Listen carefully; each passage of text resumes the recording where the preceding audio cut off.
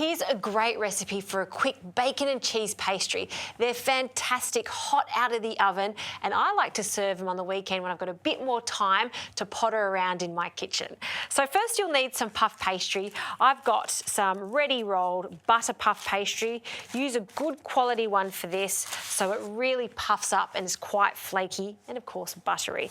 And just turn it over just so it's not sticking on the baking paper, but I will use that baking paper just to make sure it doesn't stick to our bench. And I've got a 10 centimetre round and we're just going to cut out some circles. Now, if it gets a little bit too sticky, just grab a little bit of flour and place your ring into the flour, and that just makes it so much easier. So I'm going to try and get 6 out of this. 1, 2, 3, 4, 5 and 6. These also look great when they're shaped into squares too. Next, I have a smaller cutter, and I don't want to cut all the way through this time. I just want to make an indent so we've got a collar for our little pastries, just like that.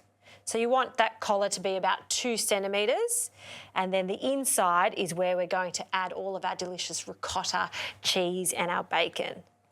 So once I've done that, we're going to carefully transfer them over to the tray. You want to do this while they're still cold.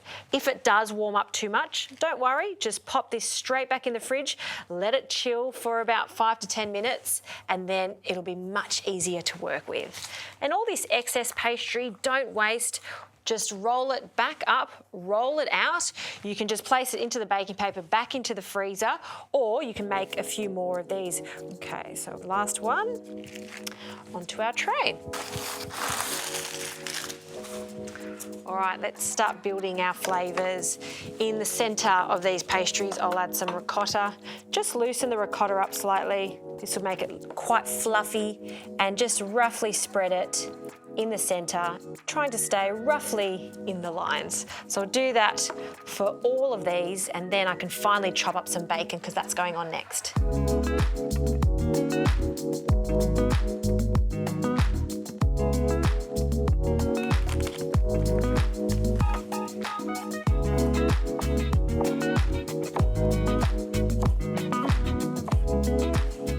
All right, the next layer is some bacon, and I'm not pre-cooking it because it is going to bake in the oven, so it'll go crispy there. I've just made it quite fine. Don't want big chunks of bacon for this. And the beautiful thing about making your own little savoury pastries like this at home is it's completely adaptable. So even some gorgeous cherry tomatoes on top of this would work really nicely.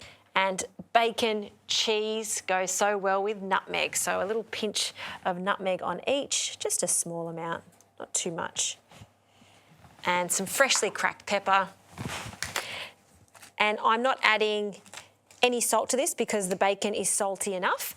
I'm also adding some Gruyere cheese, so that's going to be salty too. So we'll just coarsely grate our Gruyere cheese. And just a generous amount of that cheese just in the centre there. Last little bit. Great. Really happy with the way they're looking.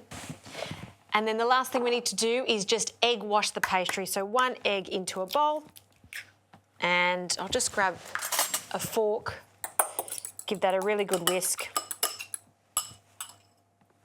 And then just with a pastry brush, just very lightly brush around the pastry, and that'll make sure that it glistens as it bakes in the oven. These go into an oven about 190 degrees, and they're going to cook for about 25 to 30 minutes, or until that cheese is melted and the pastry is cooked through. Another little trick I have is to place this tray on the bottom rack of the oven. That'll ensure the bases go really nice and golden brown too.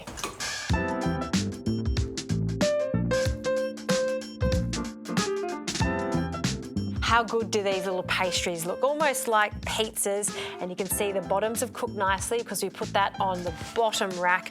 Now I'm going to finish this off with some fresh parsley, and lucky I have fresh parsley on hand every day with this Hydro Garden. This is a fantastic addition to your kitchen, particularly if you don't have an outdoor area.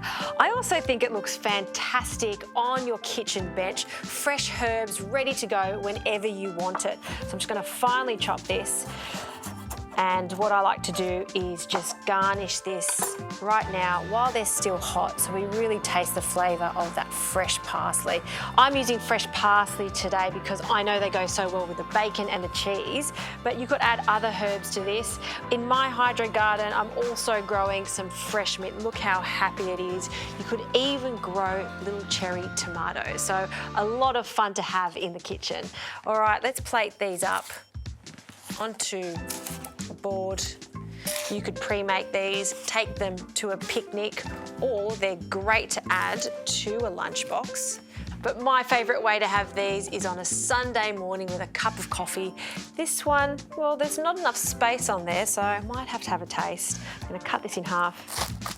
Oh, ooh, flaky. Look at that.